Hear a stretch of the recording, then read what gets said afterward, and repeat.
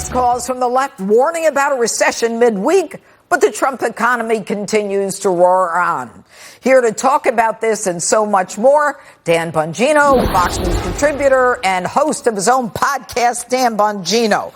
All right, Dan, what is going on? You know, we heard all day Wednesday from the left that this is it, the recession. This is it. The stock market's going to hell in a handbasket. It's going to be a recession. Everything that happened was Obama. We should thank Obama. Now this is the real Trump economy. And it was going to be a full-blown depression by today. Even I was getting depressed. Then suddenly the Dow rebounds. Were up more than 300 points yesterday. The yield curve is no longer inverted. What's going on? Well, the yield curve inversion is probably more to do with our monetary policy right now than predicting a recession. And even when the yield curve does invert, it usually forecasts a recession a year or two out. It's not like it's going to happen tomorrow. Having said that, though, you know, the left sucks. They always have. They're just really awful a lot. Not all. I'm not talking about all Democrats, but stop radical, for a second. Yeah. Stop it. You call me direct? Everybody, we spoke before. Yeah, I did in the break. Let me just tell you, if the audience heard our conversation during the break, that we should put that on Fox Nation. It was the greatest conversation ever. Yeah. No, I'm not talking about all Democrats. I mean that because a lot of them are good people who just have different ideas. But the radical left is full of a lot of people who are really awful. I mean, we had Bill Maher, who I think is actually spot on the First Amendment. Bill Maher, I mean, openly saying, I'm not putting words in his mouth, that we need a recession, as if that wouldn't cost real dirt under the fingernails, working class Americans, paychecks. You know how many tears and dentist appointments have to get canceled, and you can't take a night out on Friday with your wife anymore? You want that for what? Because you don't like the president? And let me just say, Judge, look at any metric. If the left is interested in facts, I know most of them aren't. They've been vaccinated against facts. But look at the numbers. GDP numbers. Look at investment numbers. I wrote this down. We have the strength of the U.S. dollar, full-time equivalent job growth. None of the numbers back up the assertion, none, that the Obama economy is better than the Trump economy. Again, if you're not interested in facts, none of that matters. If you are, President Trump has been fantastic for the economy. Well, you know, doesn't all this tell you, because I agree with you, I think Bill Maher on some issues has been really spot on. But doesn't it tell you that the Trump derangement syndrome, which I said once on The View and caused everybody to have a breakdown, that it's in full force? I mean, it's still going on with people, smart people say stupid things. I don't understand. No, you're right. But I don't understand how that's a winning election strategy either. Yeah. I mean, I get the tactical strategery that you'd rather run on Obama's economy being better than Trump's.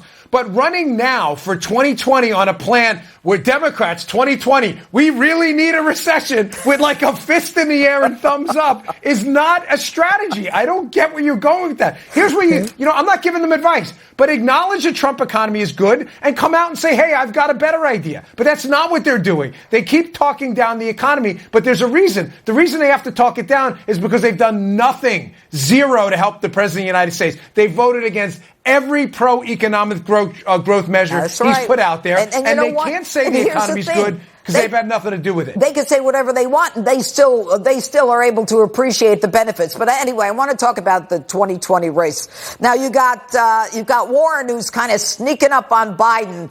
And I have two questions. Number one, which would you think would be more entertaining? Because I love these gaffes every day from Joe Biden, you got to tell you. And which one would be a stronger candidate against Donald Trump?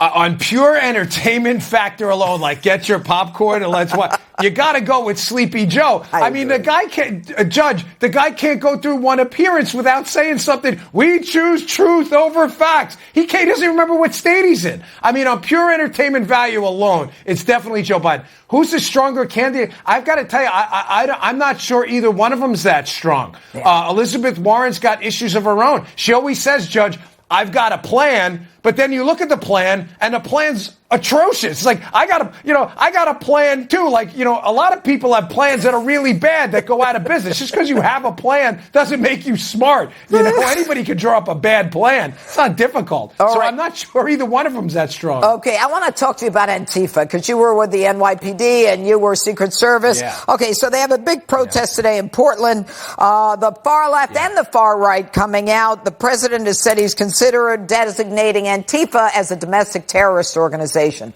What say you? Yeah, well, they are. I just tweeted about this for the last 5 hours. I've been tweeting about Antifa. Judge, there's video out of them attacking people on a bus with hammers. How many more videos there's a video out there of them chasing a young girl with her dad.